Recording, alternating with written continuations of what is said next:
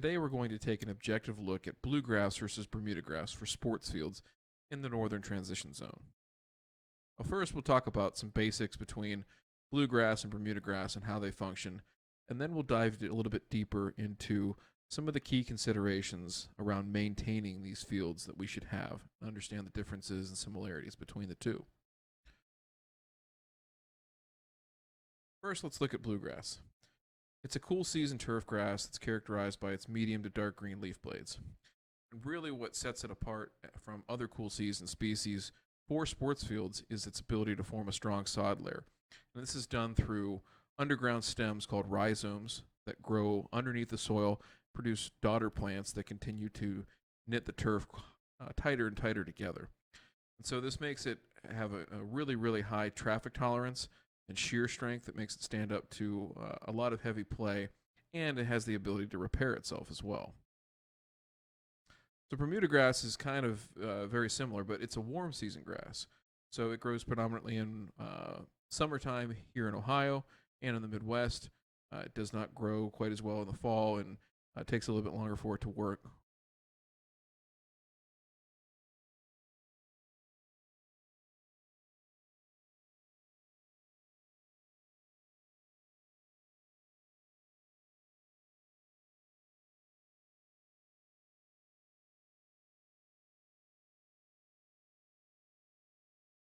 All right, so today we're going to be talking about bluegrass versus Bermuda grass, taking an objective look between the two of them, the similarities, differences, and why one or the other might be most adaptable for your sports field. So first, let's take some basic information about bluegrass and look at that. And what we find, though, is that it's a cool season turf grass that's characterized by its dark green to medium leaf blades.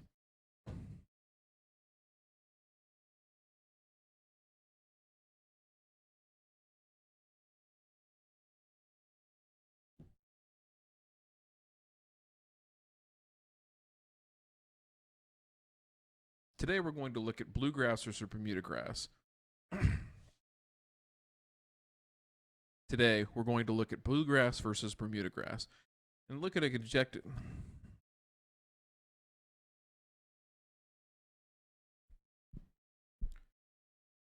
Today, we're talking about bluegrass versus Bermuda grass, taking an objective look at which one might be more applicable for your sports field.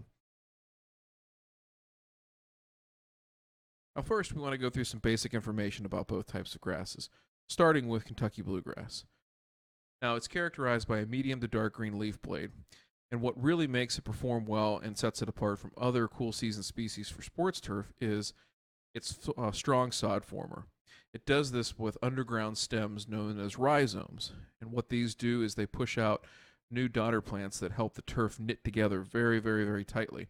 And what that does is provides very, very durable turf. It has high shear strength, very high traffic tolerance, and it makes it particularly well suited for sports fields because it can also use these mechanisms to repair itself as well during play.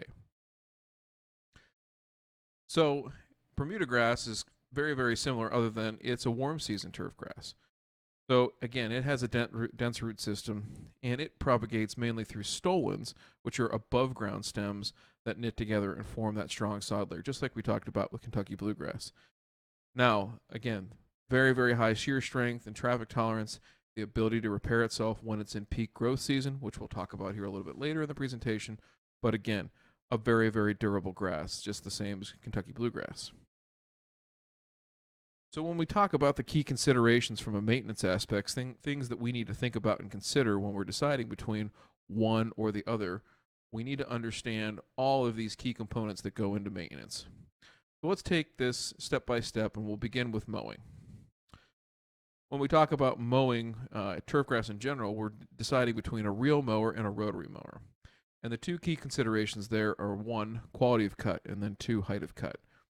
So with the reel mower, the quality of cut is going to be as high as we can possibly get because we're essentially getting a scissor-like action between the reel and the bed knife below it. Whereas a rotary mower, we're getting a chopping action that takes place as the turf is lifted in the deck from the suction inside there and then cut off with a high-speed rotary blade. So some other things to consider too on the height of cut with a rotary mower. We're mowing at a maximum height of cut, meaning that we may have some unevenness at certain times, especially if we're above, say, 2 inches on a height of cut.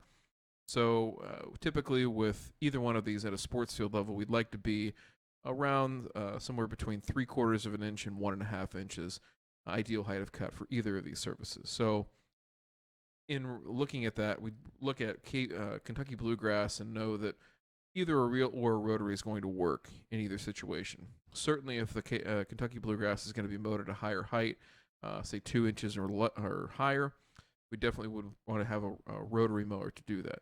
However, below that height of cut, say 2 inches and below, a reel is probably our better option to get a more uniform height of cut.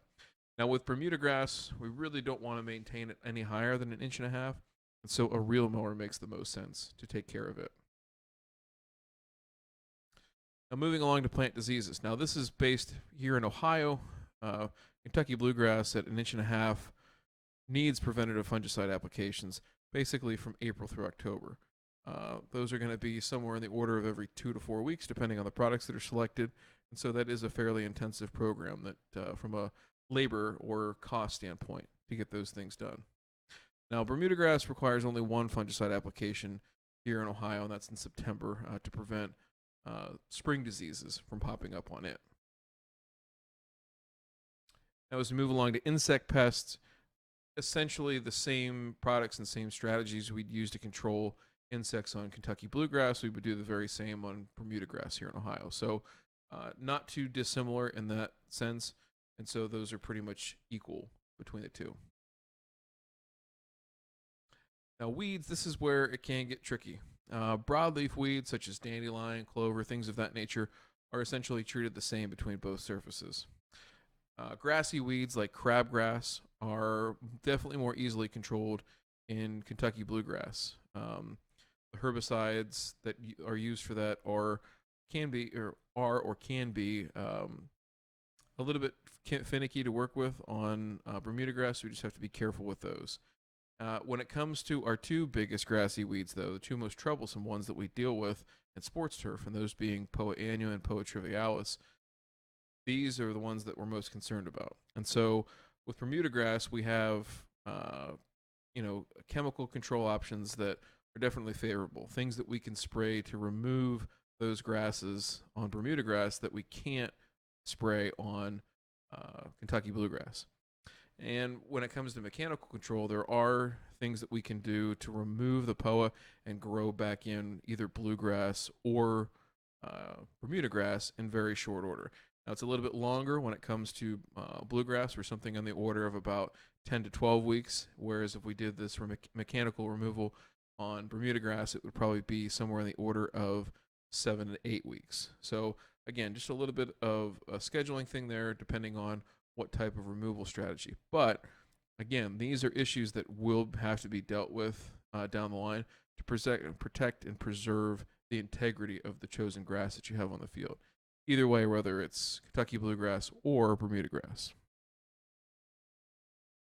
Now, aeration, when we're talking about doing a deep tine, such as you see in the top right photo here, we would look to do those applications, or those aerifications, I should say, in June or July for Bermuda grass. That's peak root growth season, and we really like to time it up to take advantage of that, having the soil loosened up and allowing space for the roots to grow down. Now, conversely, for Kentucky bluegrass, our peak root growth is both in spring and fall, so we'd like to time it up and be twice a year. So this can be done either postseason, and if there's spring sports on the field, say in early to mid-May, and conversely for fall sports, we can do it at the end of the season there, again, being late October to mid-November. With both surfaces, both Kentucky bluegrass and Bermuda grass, we can definitely go more frequently in season with less invasive aeration practices. So as you see in the lower right photo here, this is a solid tine aerator that can be run up and down the field, and those holes that you see, those are easily covered up with a quick roll of the field or even a mow. You will not see those. So those can be done the day of a game, in fact, with absolutely no impact to the playability or safety of the surface. If we are in a sand cap, one caveat here is we will no longer pull core, so we will not use hollow tine aeration anymore because we do not want to contaminate our sand cap with the soil below it. So this is a really, really crucial thing. If we do start a sand top dressing program or we build a field with a sand cap, we are going to solid tine only. So what you see in both of these photos is solid tine aeration can be just as effective, and we'll talk about here in a second ways that we can control some of the other things that hollow tines help us out with. And that being the organic material that comes at the surface. And so as we see here, this is verticutting, and also we can use another technique called phrase mowing to remove that organic material that comes at the surface. So again, we're not affecting anything to do with our sand cap in this case, but this will hold water like a sponge, and it reduces our ability to cleat and cleat out when it comes to playability. So we're promoting new growth points too on the plant. So basically breaking up, in essence, or for example, breaking up 2 growth points and making 4 growth points, or breaking up 4 growth points and making 8 growth points. So the idea is that we get a stronger sod layer each time that we do this over and over and repeatedly. And again, this also from a standpoint of mechanical removal, especially on the phrase mowing side, that is our mechanical removal tool for grassy weeds, as we discussed previously. Now, top dressing, especially if we're on a sand cap, and even if we're not, we should be top dressing to try and build a sand cap to give us a nice, firm, stable surface. There's certain situations where compost top dressing might be more applicable, but in the case of the high-end fields that we typically are doing, a sand system is what we're after. And so our goal for these surfaces would be 180 to 200 tons per year. That's going to add roughly half an inch of sand to the cap annually. And then the thing that differs between the two grasses really is just the timing of each top dressing event. So again, where we're trying to maximize the amount of sand that we can put down in one event and couple that with the growth of the plant. So times where the plant is actively growing, those are times where we can put down more top dressing or do it more frequently. So we would like to do it as frequently and as lightly as we possibly can. However, we understand that there are labor restrictions and certain resource restrictions for some places, and so it's really about building a program that makes sense for, 1, the resources available, and 2, the goals of the overall top dressing program.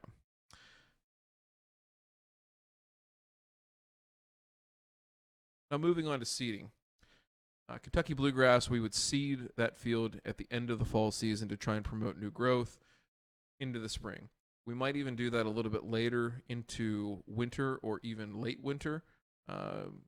Typically what we'd see if we were in October or November, it's going to be likely too cold to seed and see any good germination on Kentucky bluegrass at that time. So rather likely in leaving that seed out there over winter and running the risk of losing some of it to cold temperatures and other environmental factors, we can go out because we have in place a sand top dressing program and or a sand cap that provides a firm, stable surface even in early spring for us to go in and seed that field. So in the case of fields that don't have spring sports, this makes a lot of sense. In the cases of fields that do have spring sports, we would probably try and go at the end of that fall season to maximize any time that we can.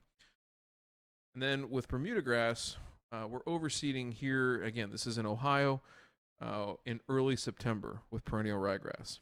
So again, we're using a cool season grass into a warm season turf that is beginning to go dormant. And it's a process that takes several weeks, if not months, depending on the type of weather that we have into the fall here in Ohio. And so the idea is that our perennial ryegrass acts as a cover crop over top of our dormant or going dormant Bermuda grass. And so as that happens, we're still there with a Bermuda base that acts as our safety net and our playability net in terms of keeping the field in top shape. However, we've got a good green and durable surface up on top that can be worn down over the course of the late fall season. Now let's talk about stress periods and things that might come up in terms of issues for each grass.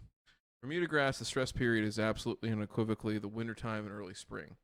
So those are the periods that we need to get through because the plant is in a state of dormancy, but it could also be stressed to the point where it is killed. And this is a term that's known as winter kill. And so we may see in areas, especially in high traffic areas, say on a football field between the hash marks or bench areas, on a soccer field, and goal mouths and things of that nature. So these are areas that are definitely prone to it.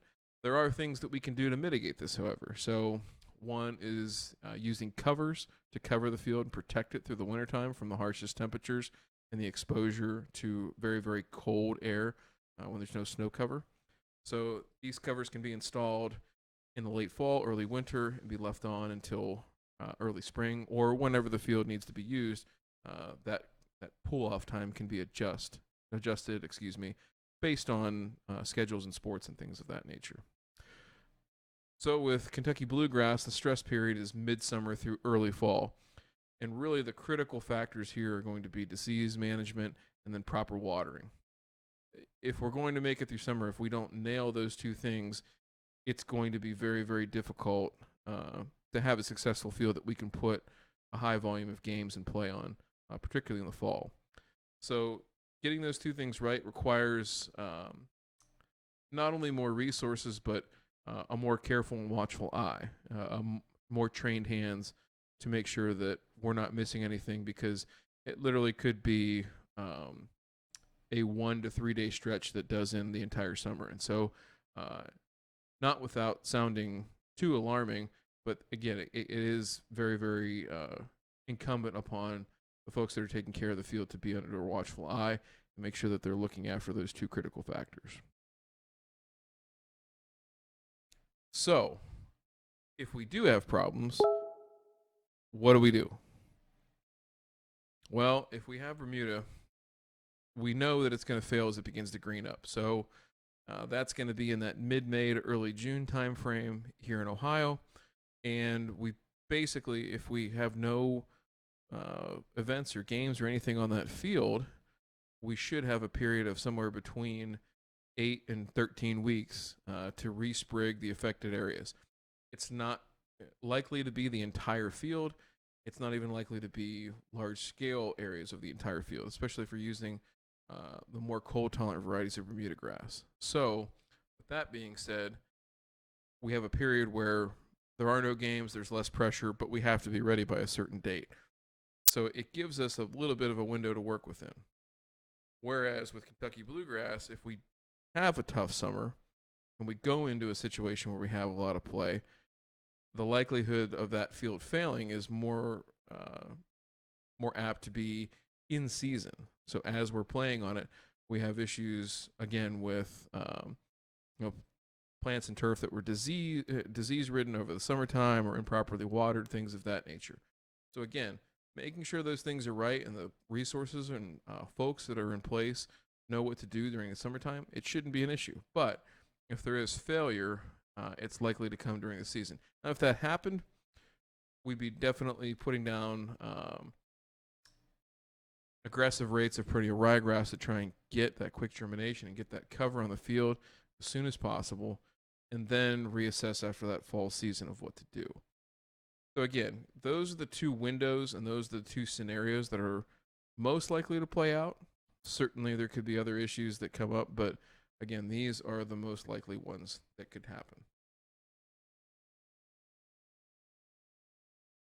So with that, I just wanted to close and say, I hope you've enjoyed this objective look at the maintenance side of taking care of either bluegrass or Bermuda grass.